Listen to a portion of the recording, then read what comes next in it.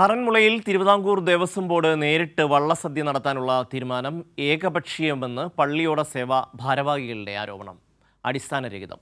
2025 മാർച്ചിലും ജൂണിലും പള്ളിയോട സേവാ സംഘം ഭാരവാഹികൾ ഉൾപ്പെടെ പങ്കെടുത്ത യോഗത്തിലാണ് തീരുമാനം ബോർഡ് മുന്നോട്ട് വെച്ചത്. സുജു ചേരുകയാണ്. സുജു, ഈ വള്ളസദ്യ ഏറ്റെടുക്കാനുള്ള ദേവസ്വം ബോർഡിന്റെ തീരുമാനത്തിനെതിരെ ഈ പള്ളിയോട സേവാ സമിതിക്കാർ രംഗത്ത് വന്നിരിക്കുന്നു. എന്തൊക്കെയാണ് വിവരങ്ങൾ? ഷമി പറഞ്ഞതിൽ തെറ്റുണ്ട്. ദേവസ്വം ബോർഡ് ഏറ്റെടുക്കാനുള്ള തീരുമാനമല്ല, പകരം മറിച്ച് ദേവസ്വം ബോർഡ് ഞായറാഴ്ച ദിവസങ്ങളിൽ, അതായത് ആഴ്ചയിൽ ഒരു ദിവസം ഈ ആറന്മുള വള്ളസദ്യ നടത്തുന്നതിനെ സംബന്ധിച്ചുള്ള തീരുമാനത്തിനെതിരെ അല്ലെങ്കിൽ ആ നടപ്പാക്കലിനെതിരെയാണ് പള്ളിയോട സേവാ സംഘത്തിന്റെ ചില ആളുകൾ ചില ആരോപണങ്ങൾ ഉന്നയിക്കുന്നത്. അത് ആചാരലംഘനമായിട്ടും ഏകപക്ഷീയമെന്ന ചില ആരോപണങ്ങൾ വരുന്നു.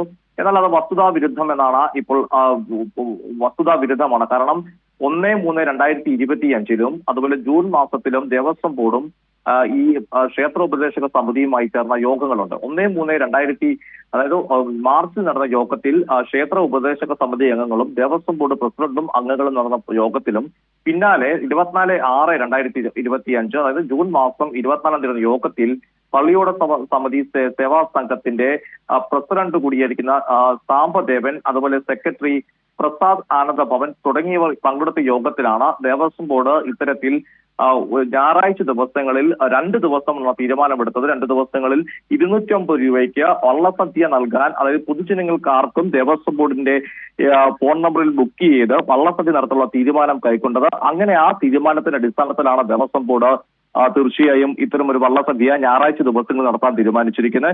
അതിന് വലിയ സ്വീകാര്യതയുമാണ് ലഭിച്ചിരിക്കുന്നത്. ദേവസ്വം ബോർഡിനെ സംബന്ധിച്ചിടത്തോളം ഇത്തരം തീരുമാനം ഏകപക്ഷീയമായി കൈക്കൊണ്ടതല്ല, പകരം ക്ഷേത്രോപദേശക സമിതിയുമായി ആദ്യം കൂടിയാലോചന നടത്തുന്നു. ദേവസ്വം ബോർഡിന്റെ നന്തൻകോടുള്ള അതിന്റെ ഹെഡ്ക്വാർട്ടേഴ്സിൽ വെച്ചാണ് ഇത്തരം ഒരു ചർച്ച നടക്കുന്നത്.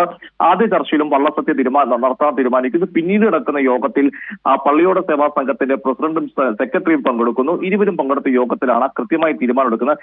എന്നാലും ദേവസ്വം ബോർഡ് ഇത്തരം യോഗം നടത്തിയപ്പോൾ അതിനെ ആചാര ലംഘനമായിട്ടോ കച്ചവടവൽക്കരിക്കാത്തൊന്നും ആരുടെയും ഭാഗത്ത് വിമർശനം ഉണ്ടായിട്ടില്ല. പകരം ഇത്തരമൊരു യോഗം നടത്താനുള്ള തീരുമാനത്തിലേക്കാണ് കാര്യങ്ങൾ പോയത്.